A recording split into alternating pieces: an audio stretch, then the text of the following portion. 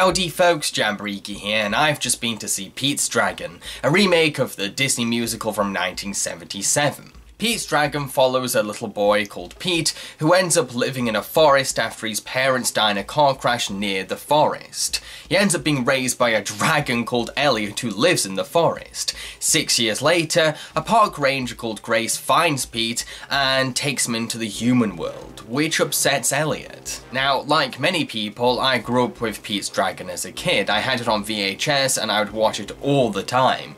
But when I watched it as an adult in college, I was really disappointed. I found it to be boring, overlong, slow, and dull. Sure, the animation for Elliot the Dragon is superb, but as a whole, Pete's Dragon is just so dull to me. This remake is very different to the original. It's less like a whimsical musical and more like a serious indie movie. And it's okay. Yeah. It's passable, it's serviceable, it's watchable. Yeah. Don't get me wrong, there are some great things about it. First of all, you have the relationship between Elliot and Pete. What I like about their relationship is that it's more than just a boy and his pet. Because Elliot technically raised Pete, there's a bit of a father-son sort of connection going off, which makes their relationship quite unique. A lot of the emotional scenes involving Pete and his dragon have a very emotional punch to them because there's a family connection between them. I also love the animation for Elliot the Dragon. It reminds me of the animals in the Jungle Book 2016. It's realistic and detailed, but manages to be very expressive in the face. You can see some really powerful emotions that are done in a very subtle way. Now, some people have complained that Elliot the Dragon looks too much like a dog. And you know what? I don't mind that. I love dogs. I've owned dogs in my life. And because of this, I managed to resonate with Elliot. I could see my own dogs in Elliot's face. That's how powerful the animation can be, and I think that's what makes the design work. The remake is also much snappier than the original film. It definitely gets straight to the point. It doesn't have any filler, scenes don't drag on, nothing feels slow. It definitely has a good pace. So I've been dishing out all these praises, yet I said this movie is nothing more than just okay. Well, here's the thing. The narrative may be snappy in pace, but it doesn't have much to offer. It's a very simple story. It's very much, this thing happens, this thing happens, this thing happens, the end.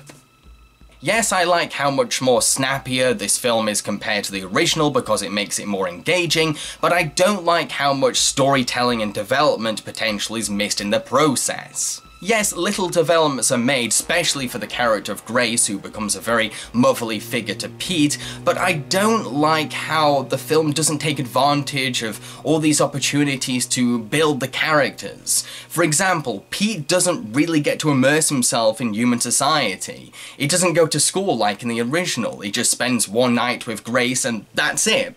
That's pretty much his time in human society. The film is clearly determined to skip to the next set piece. It's just set piece, set piece, set piece, set piece, set piece. I also feel as if that the culture shock that Pete experiences in human society feels very forced. I mean, Pete has lived in the forest since the age of 5, but the film acts as if that he's lived there all his life, like he was born in the forest. For example, there's a scene where Pete is given a sandwich and he starts poking it and he's really confused. Seriously, a sandwich? I'm sure your parents gave you a sandwich at age 2, 3, 4 or 5. And he also gets confused and shocked when he sees a balloon. I'm sure, under the age of 5, he saw a balloon, he was given a balloon, he saw balloons at a party. I'm sorry, it's too far-fetched. One other thing bugged me. You know how I said that this film is less like a whimsical Disney musical and more like a serious indie movie? Well, even though the film goes for this tone, it still wants to have a traditional hammy Disney villain, and it feels so out of place. And it's a lumberjack. A lumberjack. When you say lumberjack, I don't think villain. I think of Michael Palin in that Monty Python sketch.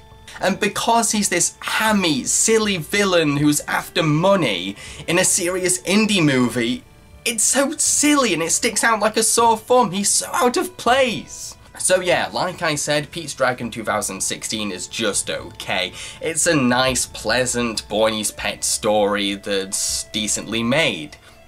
It's okay. It's watchable. It's passable. It's serviceable, like I said.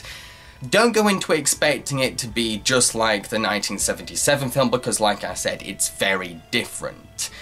I'd say go watch it, but don't have your expectations too high because, like I said, it's just okay.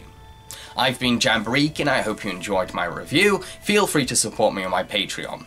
Cheerio, folks.